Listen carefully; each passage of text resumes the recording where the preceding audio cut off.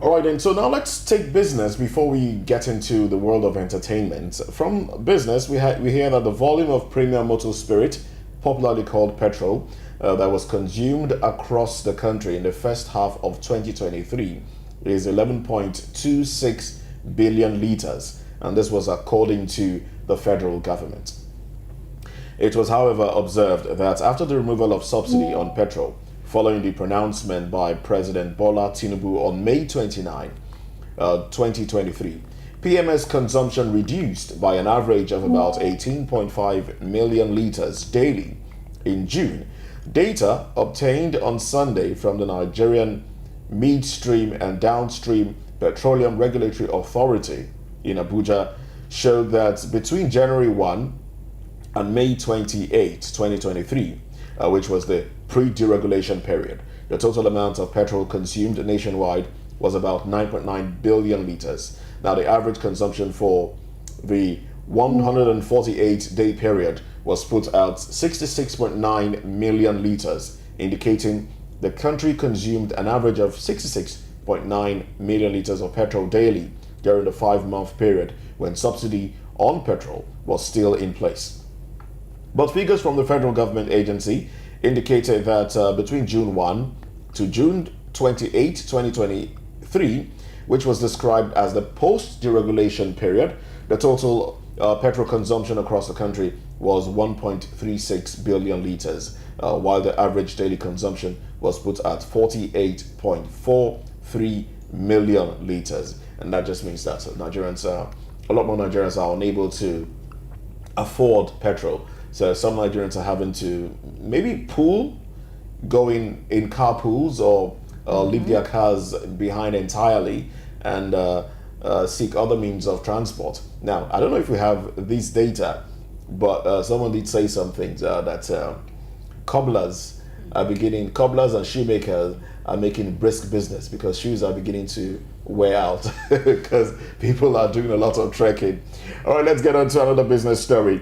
The Federal Competition and Consumer Protection Commission has stated that it will delist any loan application harassing customers and ask Google to permanently delete such apps from its app store. Now, this was in response to the continued harassment and defamation being meted on Nigerians by these digital lenders. It was also the newest measure implemented by the federal government to protect Nigerians from the activities of these digital lenders. Earlier in the year, the FCCPC mandated loan apps to register with it. So far, 180 apps had got full or conditional approval from the commission to operate in the country. Now, Google also recently announced that loan apps would not be allowed on its app store without regulatory approval. In April, Google announced that loan apps on Play Store would lose their ability to access users' contacts or photos from May 31, 2023. Now, despite this, loan apps have continued to harass customers. The Chief Executive Officer of the FCCPC, Babatunde Irukera, disclosed that the Commission was ready to permanently shut down the activities of these apps. All right, so that's what we have for business. Now, joining us to take us into the world of entertainment is Kayla Abraham. Good morning to you, Kayla. Good morning, Moses. Good morning, Esther. Good morning. Happy New Week. Happy New Week. Happy Monday. Yes, happy Monday. Okay, so let's start off with some things that have been trending over the weekend. Nigerian musician Iyanya has finally said something about this cheating allegation after the book from his ex-girlfriend, Ghanaian actress Yvonne Nelson. You know, we've had this conversation before here. You know, she came out with this book stating so much. She was pregnant for Sarkodie. She dated Iyanya, and he cheated on her with actress Tonto DK. All right, but yes, Iyanya hasn't spoken ever since then, but now he has come out in an interview and he opened up about his relationship with his ex-girlfriend and the aftermath of their breakup and the cheating allegations. Okay, so the two began their romantic relationship in 2012, yes, and then they broke up in 2015. Well, when he was asked about what he wanted the public to know about this whole situation and the book. The Nigerian singer stated that he wanted the world to know that he's still a good guy. He's a very good guy. He's not a bad guy, and not the heartbreaker he has been painted to be. He stated that he doesn't like the fact that he's always the bad guy, and they should move on past the whole, relationship thing. Basically, he's telling Yvonne Nelson to move on. I've moved on, you too, you should do the same. And he said she came out one time back in 2015 and released a tweet about their failed relationship, which made him lose 6,000 Ghanaian fans on Twitter and received a lot of backlash online. He also said he has not recovered from that. Yeah, so Iyanya is just basically saying, please leave me alone, leave me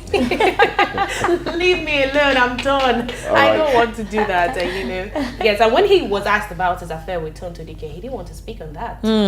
So whether that is true or not, we do not know. I would have expected him to have actually at least talked about it. It's something that he's supposed to do. That kind of allegation comes on, clear the air. We know you've moved on, we know that you're a good boy, but clear the air. And I think she's free to express however she wants to express her audio. That's what's her name? Yvonne Nelson, exactly. So if she wrote a book about herself, it's almost like a memoir, right? Yeah, it's a memoir. Exactly. Right. So you write a memoir. In that memoir, you need to be truthful. You're owning your truth. Although some people say there's some things you shouldn't say, but however anybody wants to express themselves, I don't think it's bad or it's wrong. And now your name is mentioned there. You don't want to clarify that. You don't want to apologize. You don't want to say anything. Rather, you're defending. You're going on the defensive. I don't know. I like the fact that you brought that up. But some people's truth can also come off as cloud chasing. You but think we're not so? going to talk about that. You think so? What's been the face? Let me know what is going on. Because I think Yvonne Nelson is confused. Why? I didn't want to be. She has been. I think she's a sore loser. Okay. Now she got into a relationship with this young man. Over how many She probably years? wanted it to stay longer than it did. Now she's been in relationships with other people, and she wrote a book and talked about some of these things. I don't know if Iyanya is in a relationship right now. Okay. One doesn't know what impact all these talk of him being a bad person would have on his relationship. She also talked about dating Sarkodie. Right, and having a baby. Yes, and Sarkodie is a married man. He is now, yeah. He's a married man. He is. One doesn't know what impact that would have on his relationship. Right. She has also been touted to dating John DeMello. Yes. And for each relationship. And John DeMello is married now, right? Yes, he is married. Yes. Now, for each relationship she has broken up with, and she seems to be crying, "Oh no, you all just hurt me. You all just broke my heart." Come on now. In fact, let's look at the title of her book. I Am Not Yvonne Nelson. That in itself spells confusion. Who are you?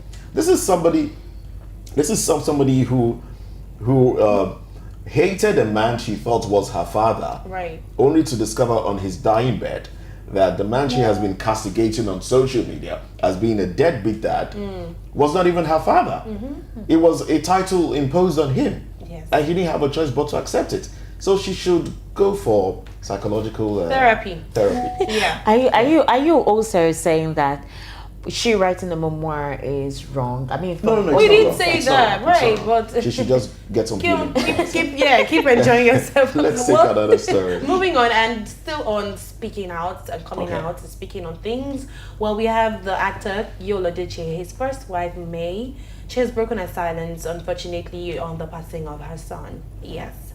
Well, in a heartfelt Instagram post, May Edochie pens down her emotions as she mourned the loss of her firstborn son.